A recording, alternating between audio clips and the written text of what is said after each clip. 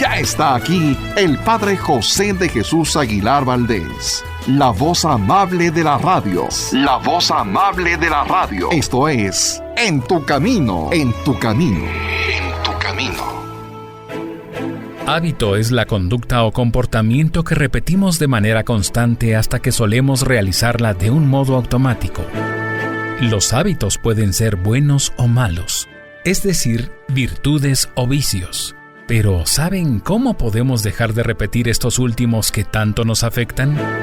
Tenemos las respuestas para esta pregunta en el curso del Padre José. ¿Cómo vencer nuestros vicios? Pongamos mucha atención a esta 10ª sesión y aprendamos cómo vencer nuestros vicios.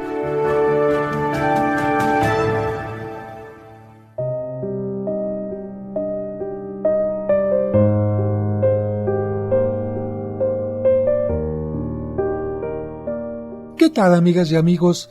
Bienvenidos una vez más a este programa que es un programa hecho para cada uno de ustedes y particularmente para recordarles que ninguno de nosotros estamos solos. ¿Por qué? Porque de una o de otra manera Dios siempre se hace presente en nuestro camino, en tu camino. ¿Cómo? A través de la reflexión, a través de la bendición de un amigo, de un familiar, incluso a través de una experiencia que quizás podamos considerar negativa, dolorosa, pero en la cual podemos aprender mucho. Sí, Dios siempre está en nuestro camino y sobre todo si abrimos profundamente los ojos de nuestro espíritu para preguntarnos y para preguntarle a Él qué es lo que quiere de nuestra vida. Vamos a continuar el día de hoy con estos programas que tienen que ver con los vicios y las virtudes.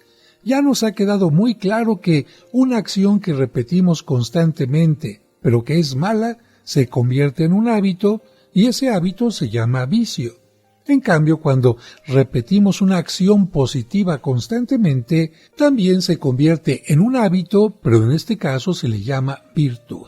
Y nos queda muy claro que, así como comenzamos a hacer algo negativamente y lo repetimos constantemente, también podemos hacer todo lo contrario, de tal manera que si el vicio entró en nuestra vida, a través de la virtud, repitiendo constantemente cosas positivas, lo vamos a ir sacando, y de esta manera tendremos el control pleno de nuestra vida. Hoy vamos a comenzar con la virtud de la tolerancia. ¿Es fácil tolerar? Yo creo que no. Pero tenemos que entender que es necesaria la tolerancia porque, voy a preguntarte, si estás casado, ¿tu pareja es exactamente igual que tú? ¿Tiene los mismos sentimientos, exactamente los mismos proyectos, las mismas necesidades, los mismos gustos? Yo creo que no. Podrán tener algo en común, pero no creo que todo sea exactamente igual.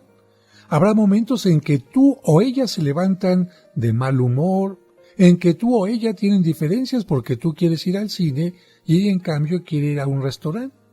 ¿Y qué tal si ampliamos esto de la pregunta a tu suegra, tu suegro, son iguales que tú?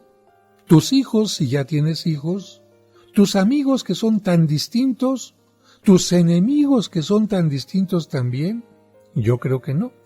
Creo que cada ser humano es único, irrepetible, todos somos totalmente distintos y precisamente por eso, si queremos tener buenas relaciones con los demás, si queremos tener amigos, si queremos tener compañeros de trabajo con los cuales podamos congeniar de alguna manera, es necesaria la tolerancia.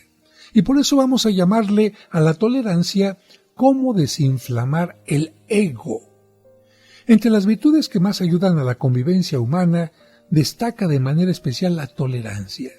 Esta no consiste en una mera resignación ante el hecho de que los demás son como son. Es más bien una actitud interior por la cual dejo mi ego de lado para aceptar a los demás como son y ajustar mis expectativas a esa realidad, a cómo son los demás. Como vimos en uno de estos programas, nuestro ego cuando está inflado se vuelve susceptible, hipersensible, todo lo lastima y ofende, pero en cuanto se nos desinflama, sentimos alivio, calma y una mayor tolerancia a las ofensas. Por eso, dejar nuestro ego de lado para dejar de sufrir puede parecer absurdo, algo así como quitarnos la piel para dejar de sentir frío, pero es lo que nuestro ego necesita, que no le hagamos mucho caso. Así, engrosamos la piel, por decirlo de alguna manera, y nos hacemos más resistentes ante los embates de la vida, ante las diferencias que hay entre nosotros y los demás. El primer medio para desinflamar nuestro ego es aprender a, escucha muy bien, a olvidar. El psiquiatra español Enrique Rojas suele decir que para un matrimonio feliz hace falta buena salud y, escucha bien, mala memoria. Y ahora te digo por qué. Muchas parejas se atormentan durante años recordando una y otra vez algún daño sufrido, real o imaginario. Es que tú un día me hiciste, pero tú te acuerdas que quién sabe qué. Quizás sea una forma masoquista de resucitar su pasado y perpetuar el daño. Pero piensen un poquito. Al relamerse las heridas, retrasan su cicatrización. Es verdad, hay heridas que no podemos simplemente ignorar o sepultar en el olvido. Eso también nos haría daño. Conviene sufrirlas y llorarlas para poderlas sanar, pero algo muy diferente es entretenernos demasiado en ellas hasta hallarles sabor a la pus que están emanando. Pero, ¿es fácil olvidar? Yo creo que no. Por eso más bien la gente prefiere el rencor o el resentimiento. Para olvidar, necesitamos aprender a manejar mejor nuestros pensamientos, desarrollando una capacidad de concentración selectiva en cualquier ocupación productiva, como puede ser un rato de oración, una lectura, una tarea doméstica o profesional, la atención a los demás, etc. Con un poco de disciplina mental, podemos también mejorar nuestra habilidad para evocar buenos recuerdos, para disfrutar todo lo positivo de nuestro presente y anticipar en lo posible la aventura que el futuro puede depararnos.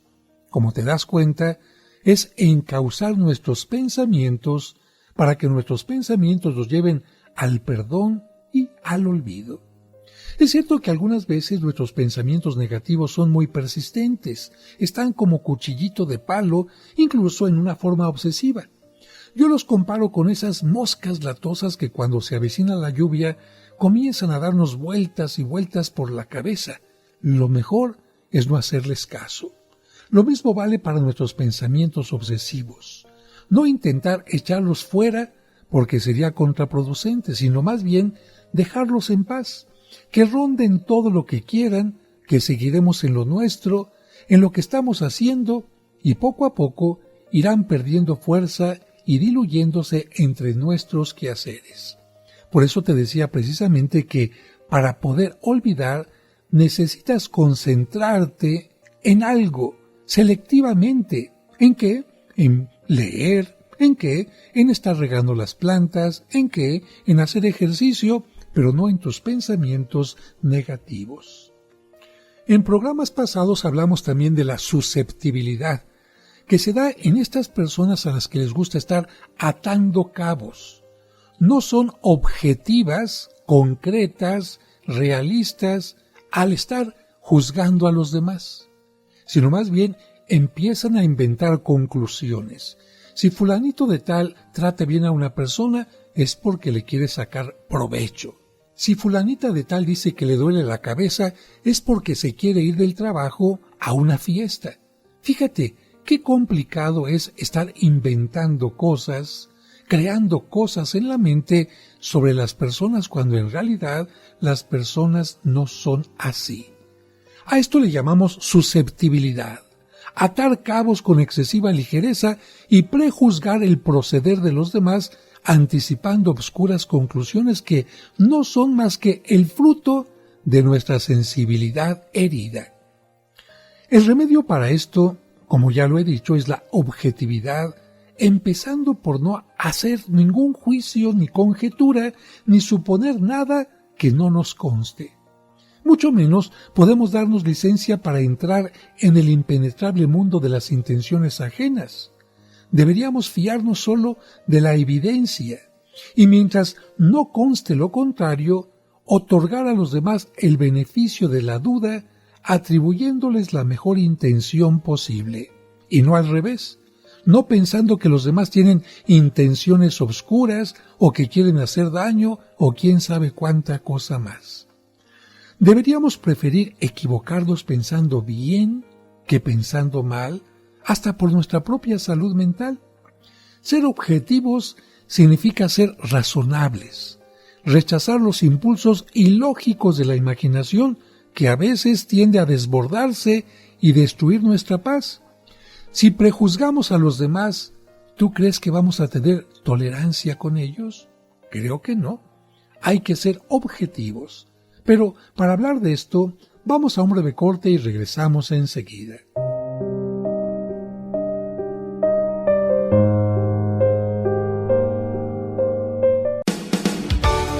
Conoce los lugares más importantes de la Tierra Santa y diferentes santuarios europeos sin salir de casa a través de los videos del Padre José. Al pasar por la pequeña puerta, los peregrinos pueden ver una losa de mármol que protege la piedra original donde estuvo el cuerpo de Cristo. Suscríbete a su canal de YouTube y ahí podrás aprender mucho sobre nuestra religión católica. Hoy quiero presentarles este libro que se llama Los Apócrifos y otros libros prohibidos. Encontrarás cuentos y explicaciones divertidas para los pequeños. ¿En cuántas de ellas caíste? En ninguna, padre. No les hice caso porque no quería caer en el mal. Podrás escuchar completos los cursos de autoestima y tanatología. Una persona que no se ama no podrá tener una fuerte y sana autoestima. Todos los domingos a las 9 de la mañana podremos celebrar juntos la Santa Misa. En el nombre del Padre, y del Hijo, y del Espíritu Santo. Amén. Amén.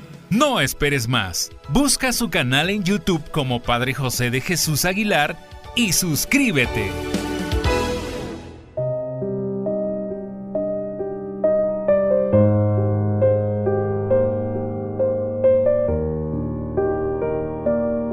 Muchas gracias por continuar con nosotros y seguimos hablando de la virtud de la tolerancia. En el bloque anterior concluíamos diciendo que, mientras no conste lo contrario, conviene siempre atribuir a los demás la mejor intención posible. Pensar que los demás tienen buenas intenciones. Fíjense que el universo de las relaciones interpersonales es muy complejo e impredecible. Casi es imposible no lastimar a alguien y que nadie nos lastime. Por lo menos yo he constatado cómo voy por la vida dejando a mi paso un reguero de personas ofendidas y sentidas, pero tengo que reconocerlo, casi siempre sin darme cuenta. Por otra parte, todos también somos víctimas potenciales de los descuidos de los demás, de su falta de atención, de su falta de delicadeza, de sus olvidos. Pero seguramente muchas de estas cosas también las hacen sin darse cuenta. Por esto, la virtud de la tolerancia nos ayuda a afrontar esas faltas diciéndole a nuestro ego, no es para tanto, y a volver una y otra vez a la objetividad para corregir cualquier visión distorsionada y moderar nuestras reacciones. En cambio, si permitimos que nuestro ego esté inflado, vamos a reaccionar así. ¿Cómo es posible que me haya hecho esto? ¿Pero por qué se le olvidó esto que era tan importante? ¿Pero por qué no pensó en mí? Etcétera. Desinfla un poquito el ego y vas a poder decir, no es para tanto, vas a sufrir menos y vas a ser también más tolerante con el otro. Para combatir la susceptibilidad, hay otro hábito muy sabio. No esperar nada o bien esperar muy poco de los demás. En una ocasión, una familia nos prestó su casa en Valle de Bravo porque íbamos a tener un retiro espiritual. Mientras examinábamos las habitaciones para acomodarnos, descubrimos un letrero en la pared con las 3 reglas básicas de aquella casa. Entre ellas destacaba esta: siéntanse en su casa. Todo está a su disposición, pero no espere ninguna atención de nadie. Lo que usted quiera tomar, tómelo. nadie se lo va a ofrecer. Esta era la regla. Quizá a veces esperamos demasiado de los demás y es fácil que nos sintamos defraudados y ofendidos. Recuerden que a mayor expectación, mayor decepción. Si nutrimos la expectación de ser tratados como nos merecemos, estaremos siempre a un paso de la desilusión. Si en cambio nos hacemos a la idea de que nada se nos debe, todo lo vamos a recibir como un regalo, y si no lo recibimos, no sentiremos nada como alguna ofensa. Recuerda, lo que no se espera no lastima. A veces te sientes lastimado por los demás porque esperas mucho de ellos. La experiencia nos enseña además que nuestras heridas más profundas rara vez vienen de fuera, de la gente que no conocemos. Es más bien nuestro círculo interno el que más ofensas nos depara. Nuestra pareja, en el caso de las personas casadas, nuestros hijos, nuestros hermanos y amigos, quizá precisamente porque de ellos esperamos más cariño, más atenciones, más escucha, más de todo. Esas ofensas, sin embargo, sanan más pronto si prescindimos de nuestros derechos y aprendemos a vivir en la actitud de dar sin esperar nada a cambio. Cuanto más desinteresado es nuestro corazón, tanto más fuerte se vuelve. Y ante un corazón así, no hay quien se resista. En cambio, mientras más esperamos de los demás, más nos sentiremos desilusionados. ¿Por qué? Porque sentimos que nuestro ego se merece todo. Vamos con las preguntas sobre la tolerancia. ¿Olvido con facilidad cualquier agravio o daño recibido? Cuando me siento ofendido, me repito a mí mismo una y otra vez, no es para tanto. Pienso que nada se me debe y por eso todo lo recibo como un regalo. Cuando reencuentro a alguien que me ha lastimado, dejo mi yo herido encerrado en la perrera. ¿Soy objetivo? ¿Evito intuir, suponer, prejuzgar el proceder de los demás? ¿Creo en todo el bien que escucho y no creo sino en el mal que veo?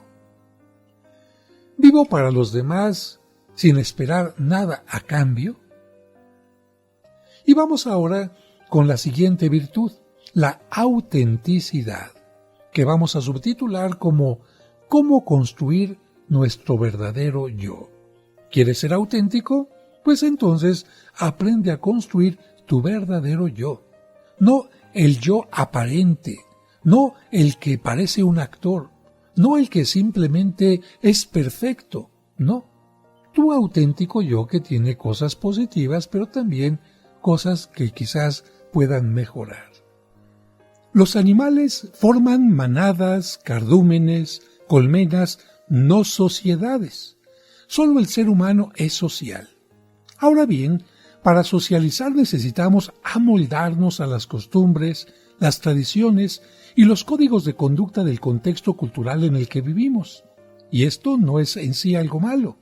No se trata de cancelar nuestra individualidad, sino de contribuir a formar un tejido social que, en su conjunto, sea un espacio mejor para vivir.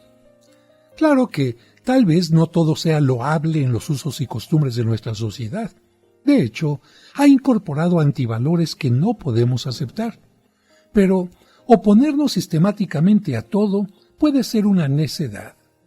No deja de sorprender el hecho de que ciertas corrientes contraculturales se han levantado en las últimas décadas propugnando una sociedad amoral, sin reglas morales.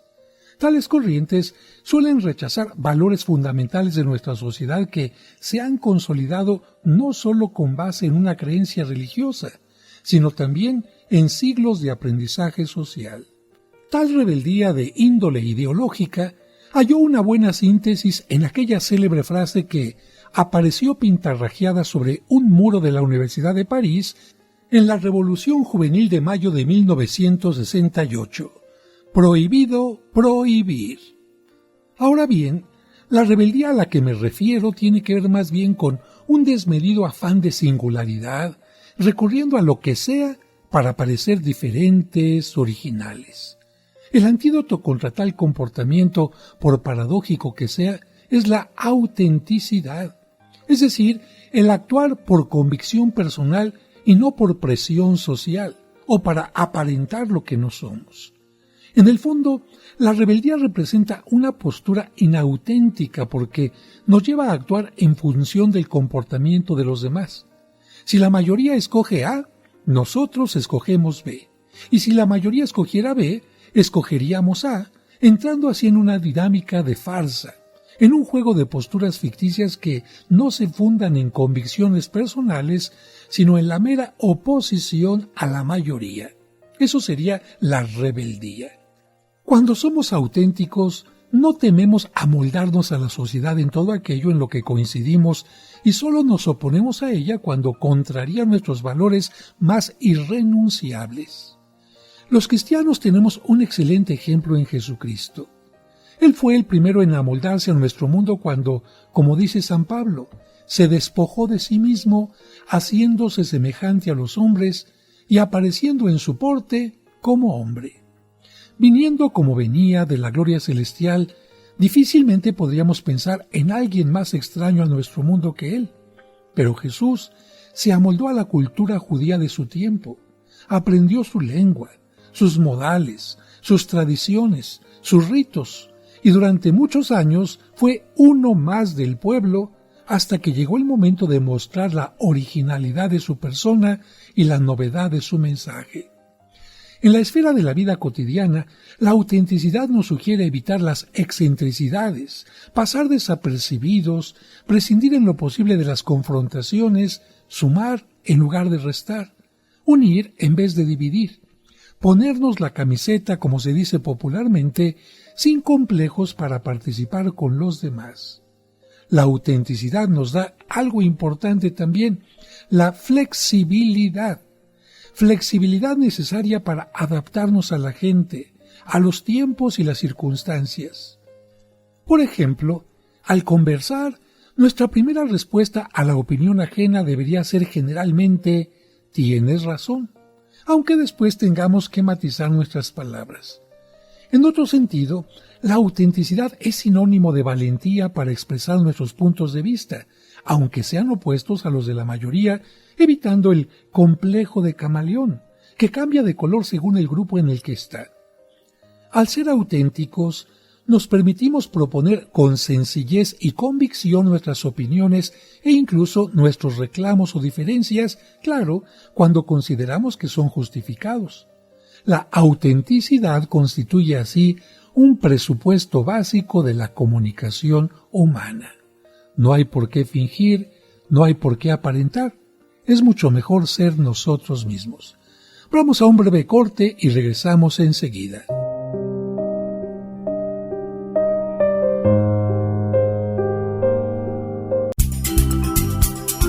En tu camino. Con el Padre José de Jesús Aguilar Valdés, la voz amable de la radio.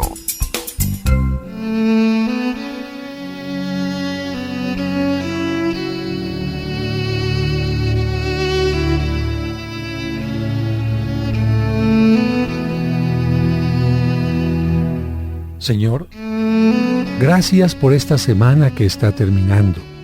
Gracias por el trabajo de padres y madres que permite a los hijos tener casa, vestido y sustento. Gracias por la mano amiga que ha hecho más fácil el momento amargo.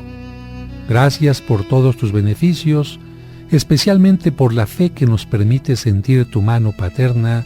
Amén.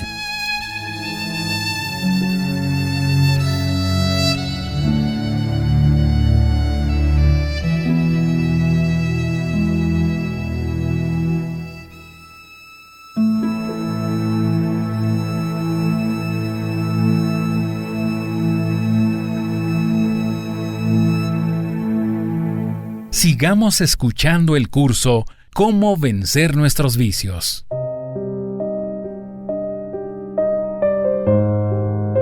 Muchas gracias por continuar con nosotros. Y continuamos con nuestro tema de la autenticidad. Fíjense que esta nos da madurez para aceptar nuestro yo y nuestras circunstancias, para asumir también nuestra responsabilidad en la construcción de una sociedad en la que todos, sí, todos absolutamente nos necesitamos, y para darnos cuenta de que, en definitiva, no somos tan diferentes. La autenticidad, por otra parte, nos permite ver en la sociedad un escenario abierto, en el que desfilan cotidianamente innumerables estilos, propuestas y valores, quizás ajenos a los nuestros, pero nos predispone también a aprender de ellos, de estos valores, a enriquecernos. Si la rebeldía es factor de división, la autenticidad es factor de unidad. Quizás el mayor dilema del mundo contemporáneo se halla precisamente entre dos posturas inauténticas. Por una parte, la polarización cultural, étnica o religiosa, y por otra, una equivocada globalización que tiende a igualar, a homogeneizar todo. Y ante esto, tal vez la virtud de la autenticidad sea la piedra de toque en términos de solidez y flexibilidad que pueda resolver esta disyuntiva y hacer del mundo lo que tendría que ser, una verdadera familia de naciones. Y vamos ahora con las preguntas sobre la autenticidad. ¿Suelo pasar inadvertido por la sencillez y naturalidad de mis actitudes y modales? ¿Suelo aplicar el refrán, a donde quiera que fueres, haz lo que vieres, si bueno fuere? ¿Actúo en función de mis valores y convicciones y no para singularizarme o llamar la atención? ¿He aprendido el arte de dialogar? ¿Normalmente escucho el doble de lo que hablo? ¿Me pongo la camiseta siempre que se trata de apoyar alguna buena causa? ¿Soy auténtico en toda circunstancia? ¿O soy un camaleón que se comporta dependiendo de con quién esté? ¿Me considero una persona abierta y respetuosa de los principios y valores de los demás? Con estas preguntas llegamos a las últimas preguntas sobre las virtudes. Y ahora hablemos de un programa de vida, es decir, vamos a poner manos a la obra. Tras recorrer los principales vicios y virtudes, es el momento de sacar un resultado práctico y eficaz aplicable a nuestra realidad, a tu realidad, y a esto le llamamos un programa de vida. Ya hemos hecho, por así decirlo, un diagnóstico de nuestro vicio o defecto dominante. Hemos intuido, o al menos analizado, cuál es el vicio más presente en nuestra vida, lo que llamamos nuestro talón de Aquiles. Ojalá también podamos ver de qué manera ese vicio va mermando nuestra vida, nuestros frutos, nuestra felicidad, cómo nos lastima y también lastima a los demás, cómo nos impide llevar una vida más diáfana y fluida, más sencilla y alegre, más flexible y resistente, con más sentido y dirección hacia un destino final. Si nuestro vicio o defecto dominante nos causa tantos estragos, es evidente que debemos hacer algo al respecto. Ese es el objetivo de nuestro programa de vida, hacer algo al respecto, es decir, poner objetivos muy prácticos para limitar el daño que estamos recibiendo o causando y forjar una personalidad más virtuosa y madura a partir, precisamente, de nuestra lucha contra tal defecto. Y si somos honestos, en esto de hacer programas, todos, tú y yo, tenemos alguna experiencia, porque ¿quién no ha diseñado un plan de trabajo, un plan de estudio, de ejercicio físico, quizás de diversión? Pero se trata ahora de aplicar nuestra experiencia al ámbito más decisivo y delicado que podamos concebir, el de mejorarnos a nosotros mismos. Para esto, vamos a partir de nuestra realidad, y ya vimos qué importante es esto, poner los pies en la tierra, aceptarnos y entendernos tal como somos, sin máscaras ni maquillaje, y a partir de ahí, solamente de ahí, definiremos nuestras metas buscando aquella virtud que más necesitamos, que no es otra que la opuesta a nuestro defecto o vicio dominante. ¿Ya supiste cuál es tu vicio? ¿Ya supiste qué es lo que más te domina? Bueno, vamos a luchar por ir en contra de esa corriente.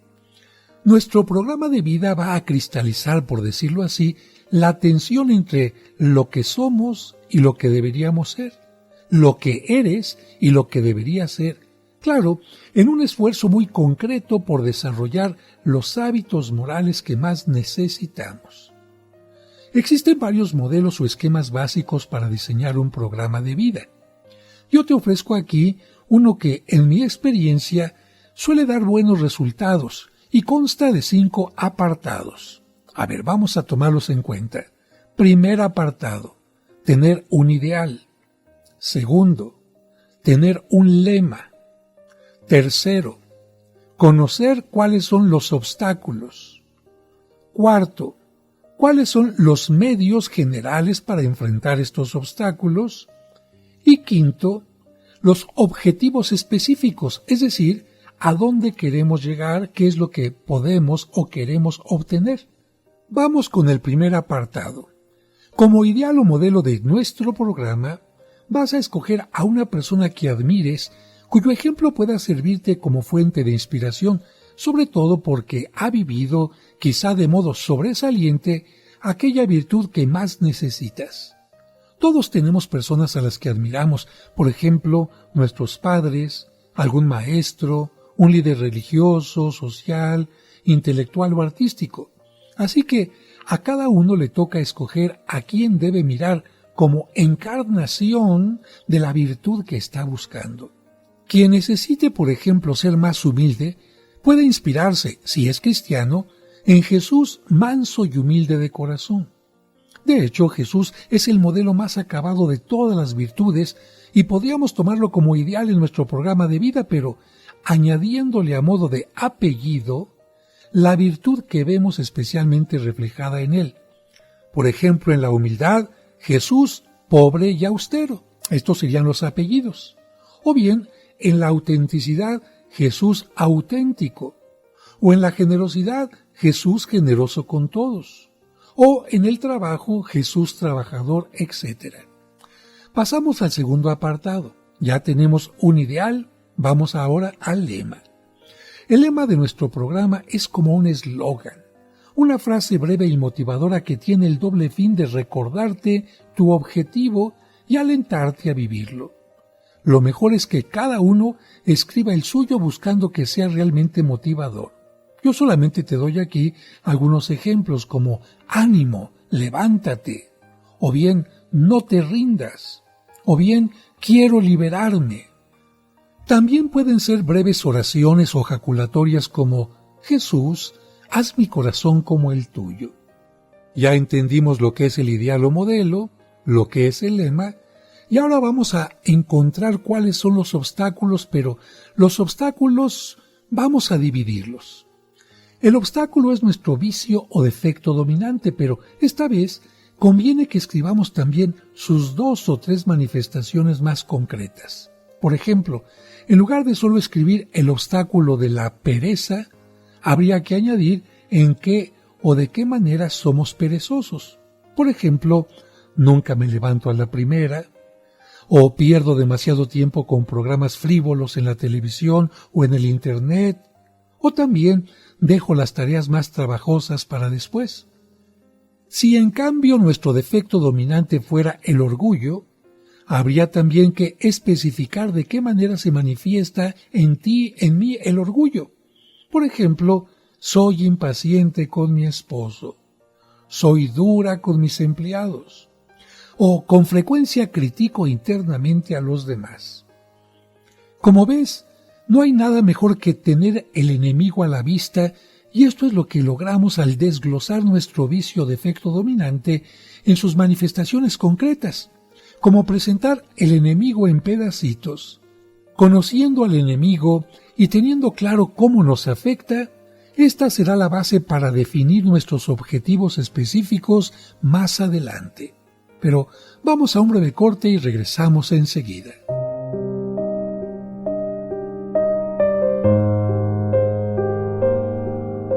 En tu camino, un programa para encontrar la meta. Dios te salve María, Virgen sin mancha. Seguramente en algún momento te has hecho preguntas como estas. ¿Qué son las advocaciones marianas? ¿Acaso hay varias vírgenes? Conoce las respuestas a estas preguntas y mucho más sobre la Virgen María y sus advocaciones escuchando los sábados marianos de En tu Camino, a las 12 del mediodía. Dios te salve María, Virgen. Sigamos escuchando el curso Cómo vencer nuestros vicios. Muchas gracias por continuar con nosotros. Estamos llegando ya al último bloque y afortunadamente estamos ya en cómo hacer un programa de vida. Hemos dicho que son importantes 5 conceptos para ponerlo en práctica. El primero, reconozco cuál vicio tengo. Y entonces busco alguna persona virtuosa que lo haya vencido y lo pongo como ideal o modelo. Este es el primer concepto. El segundo, voy a hacer un lema. ¿Cuál va a ser mi lema para salir adelante? Por ejemplo, en el caso de la pereza, podría elegir la frase que le dijo Cristo a aquella niña que había muerto, Talitá cum, que significa levántate. El tercer concepto es poner claros nuestros vicios o defectos dominantes, pero no solamente el vicio como tal, sino en qué me afecta en particular a mí. Una vez que ya desglosé este vicio, entonces paso a cómo lo voy a enfrentar, cómo lo voy a vencer, cuáles son los medios generales que me van a ayudar en la búsqueda de la virtud. En el Evangelio, Jesucristo señala 2 grandes medios en particular, la vigilancia y la oración. Así que estos van a ser mis medios generales para vigilar la situación. Ya hemos hablado en una ocasión de la vigilancia al tratar en particular el tema de la castidad, pero es igualmente necesaria la vigilancia para todas las demás virtudes. Por ejemplo, nos conviene vigilar nuestros pensamientos para ser tolerantes, vigilar nuestras palabras y reacciones para ser mansos, vigilar nuestro afán de posesión para ser generosos, etc.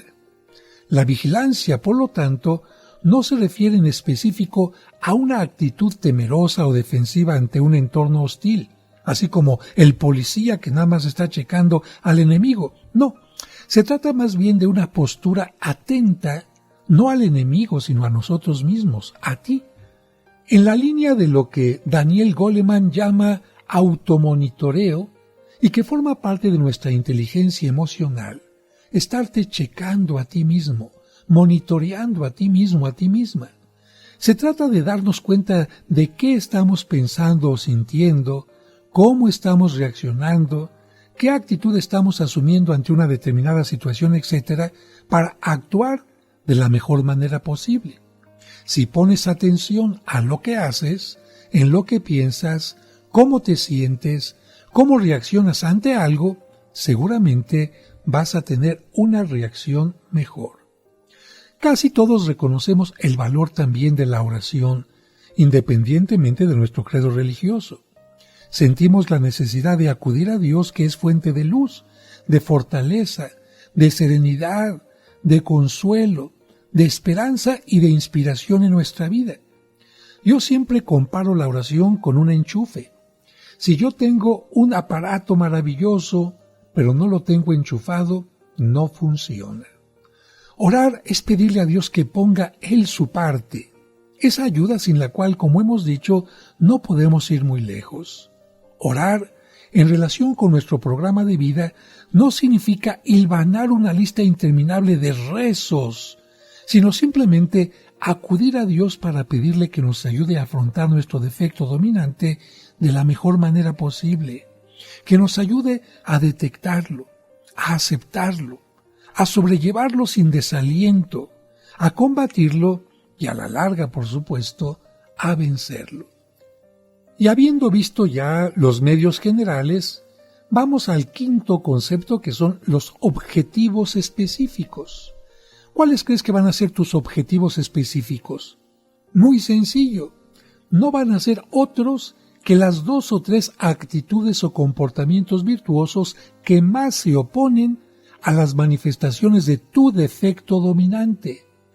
Para definirlos, basta que tomes las manifestaciones que ya desglosaste de tu defecto dominante y busques la formulación ahora en positivo de la actitud o del comportamiento que es exactamente opuesto a tal manifestación. A ver, para que me entiendas más fácilmente, siguiendo los 2 ejemplos que desarrollamos en el apartado sobre el obstáculo, nuestros objetivos específicos podrían redactarse así. En el caso de la pereza, habías puesto, por ejemplo, nunca me levanto a la primera, pierdo demasiado tiempo con programas frívolos en la televisión o dejo las tareas más trabajosas para después. Bien, vamos a poner lo opuesto. Me levantaré a la primera en cuanto suene el despertador. Dedicaré más tiempo a entretenimientos productivos o enriquecedores. Tendré cada día una agenda bien definida para afrontar mis tareas por orden de importancia, no de comodidad. Creo que va quedando claro, ¿no? Pero para que quede todavía más claro, vamos a ver cómo pusiste a tu enemigo y cómo vas a redactar ahora lo contrario. En el orgullo pusiste, soy impaciente con mi esposo, soy dura con mis empleados, con frecuencia critico internamente a los demás. Bueno, ¿qué es lo que tienes que hacer ahora? ¿Cuál va a ser tu objetivo específico? Seré especialmente paciente con mi pareja, trataré con respeto y cordialidad a mis empleados, procuraré pensar siempre bien de los demás, observando más sus virtudes que sus defectos. Como puedes ver, ya no te vas a centrar ahora en tu vicio, sino en la virtud que va a combatir tu vicio. Un programa de vida no tiene por qué ser largo, Su eficacia va a depender más bien del acierto que de la cantidad de puntos o de tiempo de trabajo. Y vamos a terminar este programa hablando de la prueba del ácido.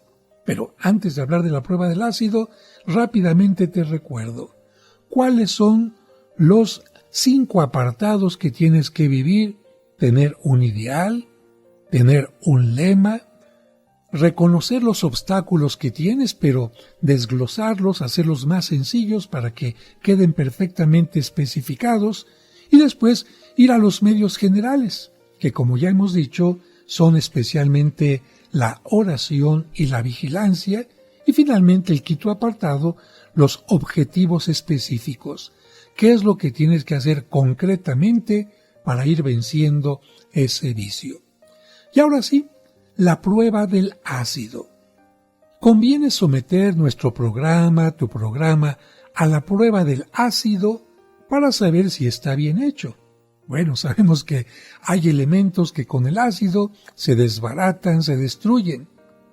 La prueba del ácido consiste en preguntarte si nuestros objetivos específicos nos van a costar o no. ¿Realmente van a ser difíciles o no?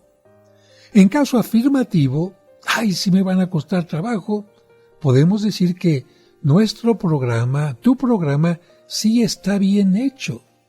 Si en cambio nuestro programa resulta demasiado fácil o cómodo, deberíamos replantear nuestro diagnóstico para ver si efectivamente estamos trabajando en nuestro defecto dominante, porque de eso se trata. Y acuérdate, tenemos que ser auténticos y honestos. Yo no puedo vencer el alcoholismo si no reconozco que soy alcohólico. Yo no puedo pedir una ayuda para el cáncer si no reconozco que tengo esta enfermedad.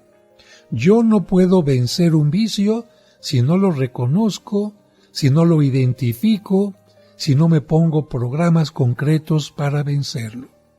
Y como los vicios son algo que tardaron mucho en hacerse, a lo largo de varias repeticiones, lo normal es que sí nos cuesten trabajo vencerlos y dominarlos.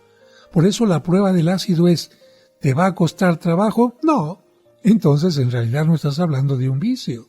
Estás hablando de otra cosa, o bien no estás siendo honesto u honesta para vencerlo después de identificarlo. Por eso de verdad yo te invito a que seas honesto, seas sincero y hagas esta prueba en favor tuyo. Nadie se va a dar cuenta. Lo que sí es importante es que todo mundo se va a dar cuenta cuando empieces a cambiar y a mejorar. Amigas, amigos, se acaba el tiempo. El próximo programa estaremos terminando este curso, vamos a llamarle así, de cómo vencer nuestros vicios. Por ahora, les agradezco su presencia y te recuerdo que tú nunca estás solo porque, de una u otra manera, Dios, sí, ese gran amigo, siempre está contigo. Que Dios te bendiga.